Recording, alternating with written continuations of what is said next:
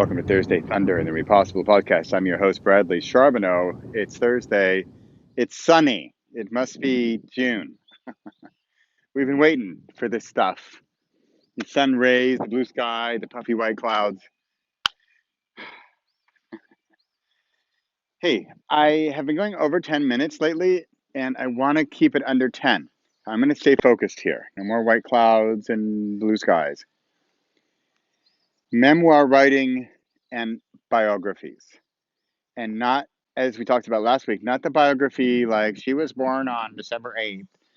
No, I'm talking vignettes. I'm talking stories. I'm talking about what I'm doing right now is I am finishing up a book about my mom, which it's interesting how it's one of those things like I just said, I'm going to do it. And then the killer in my world anyway, is I set a deadline, but I make that deadline public. So it's June 12th, 2021. It's going to be available on all the bookstores. And I had set this deadline months ago.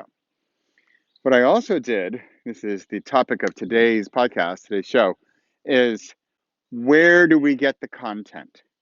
Now, I could just tell stories left and right from my own experience with mom and stuff I remember and my own interpretations. That's fine. But even better, and you want to take it to another level, and you want to spark creative new ideas that you probably, even by definition, couldn't have come up with because they're not yours.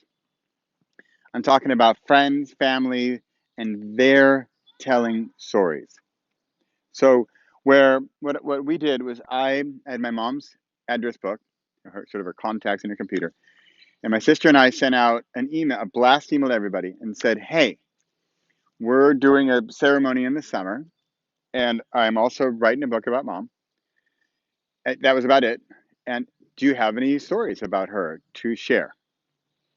And it's just been wow, fascinating outpouring of love, grateful, gratitude, happiness, joy. Thank you for letting me share my stories with your mom, my stories of your mom with you. What a great idea you're doing this. And then they go along and tell the story. So that's it for today. That's all I want to say. You're writing the biography of a parent or an uncle or aunt or just somebody else. And I keep saying the date thing when you're born because I don't know if I ever read a book and it just starts with that I'm like, wow, I'm already bored. Whereas I just want the stories. I just want the little vignettes, the little fun bits, the little quirky things. I mean, I got stuff already. It's already surprising me what I've talked about. We got her in the classroom. We've got her giggling with her girlfriends, coming back and to show them a big surprise. Got to read about that one.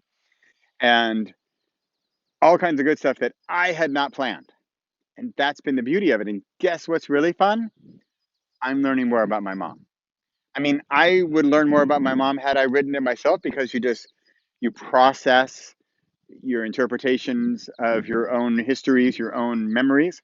And then through writing and through telling the story, you sort of churn it out again, blend it up, and it comes out as it comes out, and you learn something from that. Super awesome. But this, gathering the stories from other people, it's fun, it's rewarding, they're grateful, they're thankful that you're doing this, they're happy to do it, and it helps all of us celebrate her life. There you have it for today. Don't write this whole thing on your own. Gather up the friends and the family. And you know what? If they don't write back or they don't have a story, no worries. But just expect there's going to be some who say, thank you for letting me do this. Think about that. Thank you for letting me write a story about your mom. Pretty cool, right? If I didn't have anything else but some stories from old friends of my mom's, I already won. I didn't even publish a book yet. I already won. It's a win. This is Thursday Thunder. I'm here every week. Are you? See you next week.